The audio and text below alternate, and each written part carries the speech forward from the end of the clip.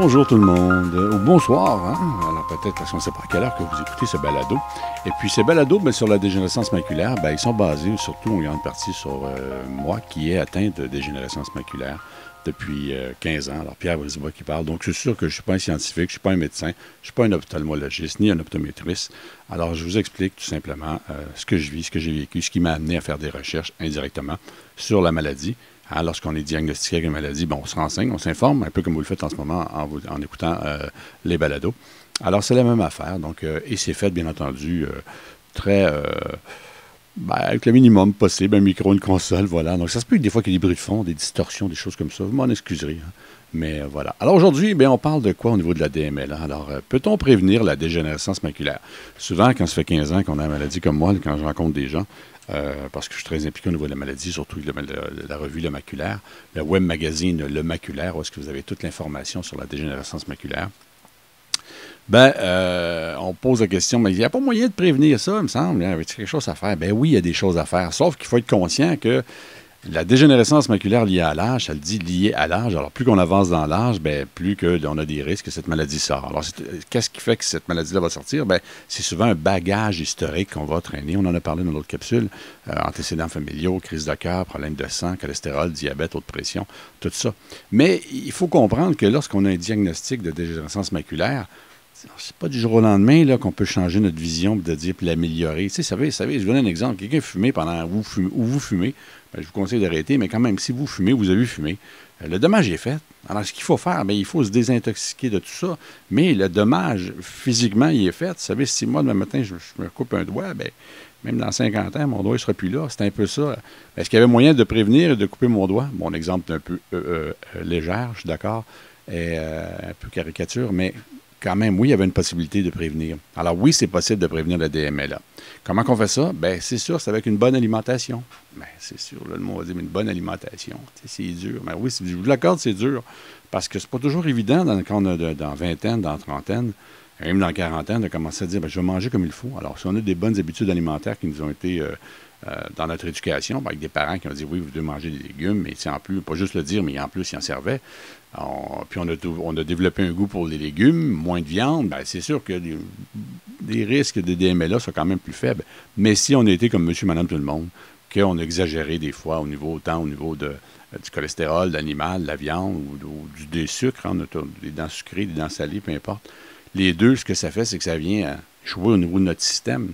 Alors, cette bonne alimentation, souvent, est négligée ou n'est pas rattrapée, ou le manque d'exercice physique qu'on n'a pas fait. Vous savez, si on ne s'est pas entraîné, on n'a pas fait de musculation, on n'a rien fait pendant 50 ans, bien, c'est sûr qu'on a 50 ans à rattraper. Hein, donc, alors, ça pour dire, Denis Goudon, il est bien péjoratif un matin, c'est bien négatif. Non, non, ce que je veux vous dire, tout simplement, c'est que moi, il y a moyen de prévenir la maladie. Et lorsqu'on a un diagnostic de DMLA, on a du rattrapage à faire. Donc, il faut complètement changer nos mauvaises habitudes que nous avions. C'est-à-dire que si vous êtes fumé, vous arrêtez de fumer. Vous prenez des timbres sur les épaules ou vous fumez de la vapoteuse, je ne sais pas. Mais il faut éliminer la cigarette, ça c'est sûr. Après ça, si on fait du cholestérol, bien, il y a une médicamentation qu'on peut prendre. Votre médecin de famille ou votre médecin que un médecin que vous rencontrez peut vous prescrire ça. Mais l'idéal, c'est de ralentir au niveau de la viande ou compenser au niveau des fibres pour éliminer le plus possible. Donc, il existe une bonne alimentation pour l'œil, pour prévenir tout simplement. Ben, avant de parler d'alimentation, je vous parlais de l'exercice physique, c'est important. Qu'est-ce que c'est l'exercice physique? Les gens vont dire, mais il faut que j'aille courir un demi-marathon, un marathon. Ben non! Simplement, peut-être 15 minutes de marche par jour, là, ou 15 ou 30 minutes de marche, 15 minutes le matin, 15 minutes le soir, quelque chose comme ça, pour bouger, pour brûler. Qu'est-ce que ça va faire quand vous allez bouger? Bien, ça va brûler ce qui est dans votre sang, ce qui n'est pas bon, le cholestérol, le diabète. Ça va l'éliminer le plus possible. Alors, c'est ça l'idée de bouger, c'est l'activité physique. Alors, c'est sûr que c'est pas toujours évident non plus de dire, ben moi, je peux pas sortir. C'est l'hiver, exemple, les trottoirs sont glacés, ou il y a trop de neige, ou c'est dangereux de glisser, tout simplement sur de la glace, comme je le mentionnais, ou vous êtes dans l'impossibilité de sortir, tout simplement. Ben, qu'est-ce qu'on fait? Ben, à la maison, on peut faire de l'exercice. On va revenir sur un autre balado de l'exercice. On va revenir d'abord au balado que je vous parle à l'instant même. Alors, peut-on prévenir la dégénérescence maculaire? C'est quoi les bons aliments qu'on a qui sont excellents? Bien, vos yeux, on en a déjà parlé, ils ont besoin de vitamines.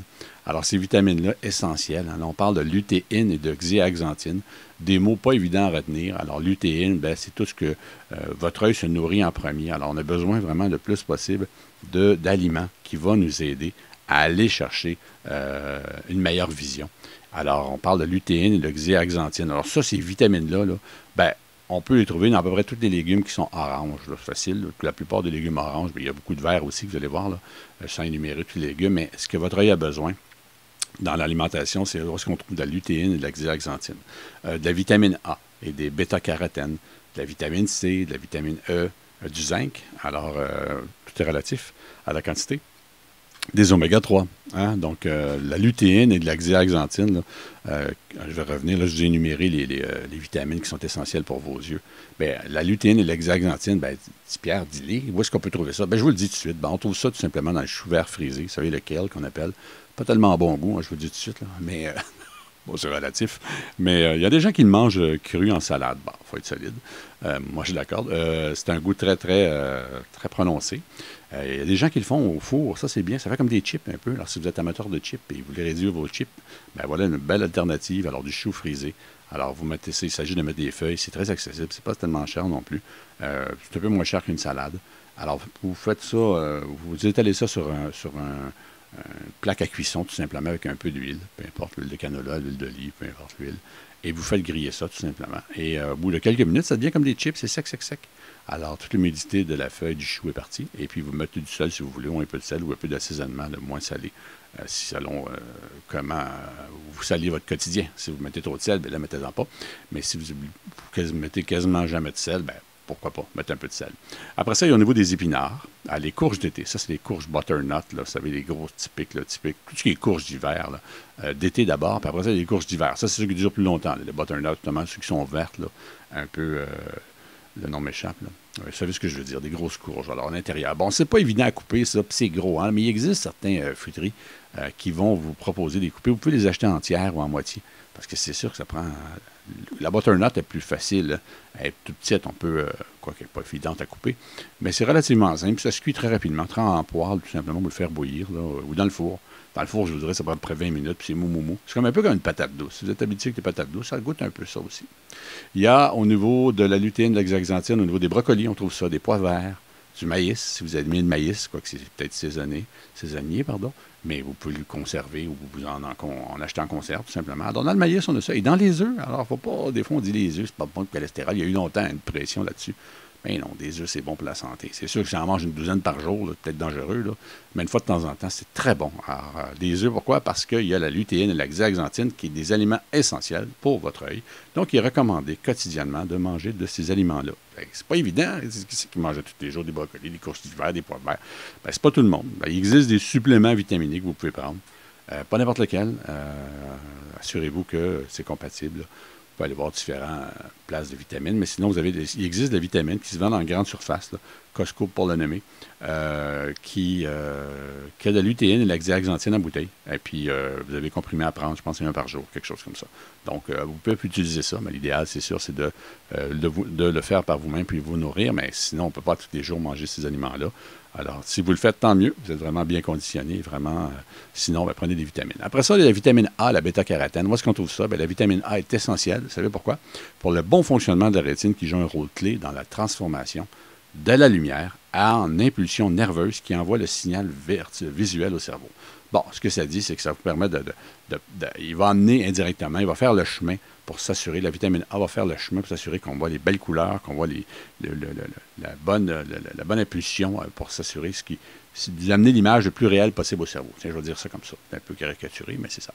Donc, la vitamine A en plus, ben, c'est impliqué dans l'adaptation de l'œil à l'obscurité. Vous savez, le soir, là, quand on a des MLA le soir, oubliez ça. Là. La contraste, on ne le voit pas. C'est sûr, s'il y a une lumière, on est correct. Mais sinon, comme j'ai déjà expliqué dans une autre capsule, le brun et le noir, c'est pas mal la même couleur pour nous. Le gris et le noir, c'est pas mal pareil. Ben, la vitamine A va vous aider justement à voir dans l'obscurité. D'ailleurs, la bêta-carotène est un caroténoïde qui a la capacité de transformer en vitamine. Alors ça, c'est un avantage. Le bêta-carotène, c'est important. Il ne faut pas le prendre en supplément. Hein? C'est pour prendre la lutéine en supplément. La bêta-carotène elle peut être très, très nocif pour la santé. Il y a eu des études là-dessus, d'ailleurs.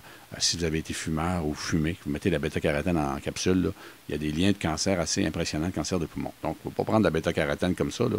Alors, les gens, souvent, ils se disent, mais c'est naturel, je vais le prendre. Ben oui, mais du cuivre, c'est naturel, on va-tu en boire? je ne sais pas, du mercure. On va-tu boire du mercure? C'est naturel, du mercure. Alors, des fois, les gens, on ne réfléchit pas toujours. Hein, c'est vrai. J'étais comme ça, moi, c'est maintenant. On prend pas le temps de 2 minutes pour s'asseoir et dire, ta minute, c'est vraiment bon, cette vitamine-là, pour moi ou pas? Bref, la bêta-carotène, on retrouve ça dans les légumes. Si vous le mangez dans les légumes, il n'y a aucun souci. Là. Dans les patates douces, tout ce qui est légumes orangés, la bêta-carotène, là, c'est clair. Un peu comme la xanthine, je vous parlais tantôt, là, au niveau des courges, de la couleur. Ben, c'est le même principe. Donc, les légumes orangés, la patate douce, les carottes, les citrouilles, épinards, choux verts frisés, quoique celui-ci n'est pas trop orange, mais quand même, c'est le chou que je vous parlais. Le chou cavalier, la bêta-carde, tout simplement. Et les courges d'hiver, c'est sûr, on trouve de la bêta-carotène et de la vitamine A. Dans les abats, si vous aimez le foie, des choses comme ça, de la viande comme ça, les rognons, comme ma mère faisait, alors vous avez, bien entendu, de la vitamine A. Alors, mais sinon, vous pouvez trouver dans différents aliments riches à vitamine A. Et encore là, si vous prenez des suppléments, bien, assurez que les suppléments, la vitamine A et la bêta-carotène, vous ne prenez pas en supplément, c'est important. Mais la vitamine A, ça existe.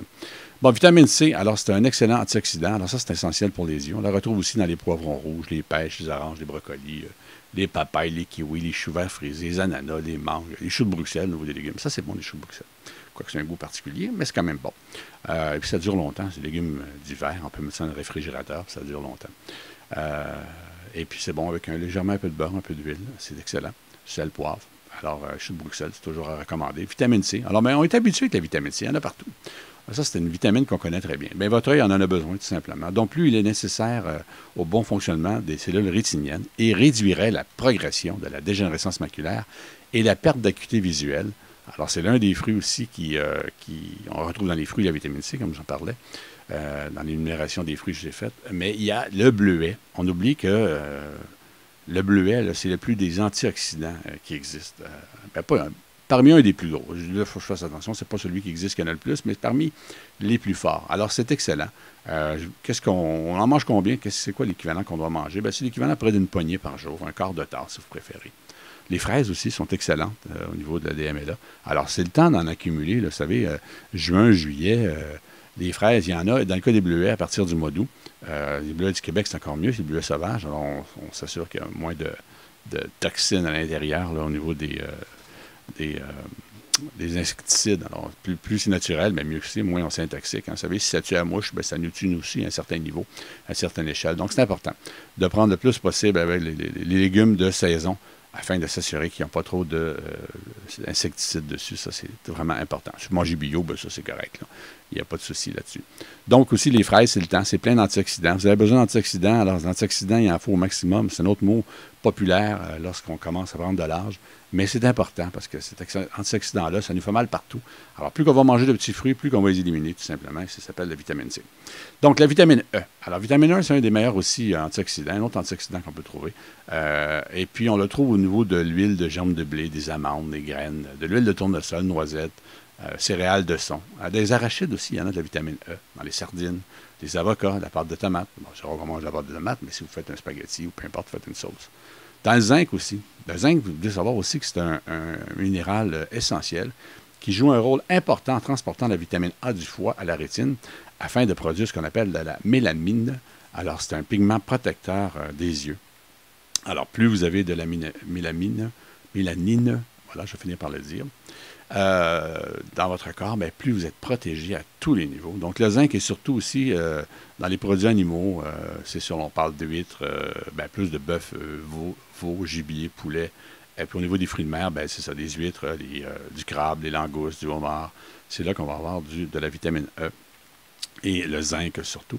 Mais aussi le niveau... une bonne. Alors, si vous ne mangez pas de viande, là, il y a au niveau végétal, comme je disais, la germe de blé, les graines de sésame, graines de citrouille. On peut trouver du zinc. Le zinc est présent dans une bonne concentration au niveau de votre œil, surtout dans la rétine et dans la choroïde.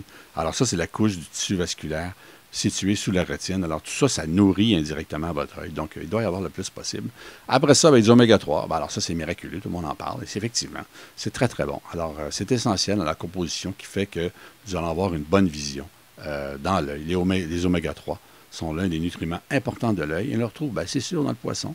Alors, dans le saumon, dans le maquereau, dans les sardines, le flétan, la truite, bref, tous les poissons qui existent. Bon, si vous ne mangez pas de poisson, ce que je vous conseille de faire, c'est de le prendre en supplément. Alors, gélatineux, là, ça ne goûte pas. Là. Moi, ça ne goûte pas. Alors, vous prenez ça, vous avalez ça avec un verre d'eau, un café, peu importe. Là. Et puis, vous n'avez pas le goût du poisson, là, que, vraiment très ancré. Là, vous ne l'avez pas du tout. Là. Moi, je me souviens, quand j'étais petit gars, c'est ce que j'allais dire. Ma mère me donnait ça à la cuillère, puis l'huile de foie de morue. Alors, là, ça, je vous dis tout de suite, il faut être solide. Alors, ceux qui ont connu ça, ils se souviennent très bien du goût. Assez, hein, ça goûte pas le poisson, ça goûte un petit peu plus fort que ça. Bon, voilà, c'est ce qui m'a fait aujourd'hui à ce balado. Merci tout le monde d'avoir été là. Alors, le balado, peut-on prévenir la dégénérescence maculaire? Un peu long, vous m'excuserez. Et comme je vous dis, ces balados-là sont faits vraiment à la bonne franquette. Voilà, en espérant vous avoir renseigné. Si vous avez besoin de plus d'informations, ben, vous pouvez la trouver sur le Maculaire, le magazine Le Maculaire. C'est un magazine, web magazine qu'on appelle sur Internet. Alors, au plaisir de vous reparler dans un autre balado. Merci à vous.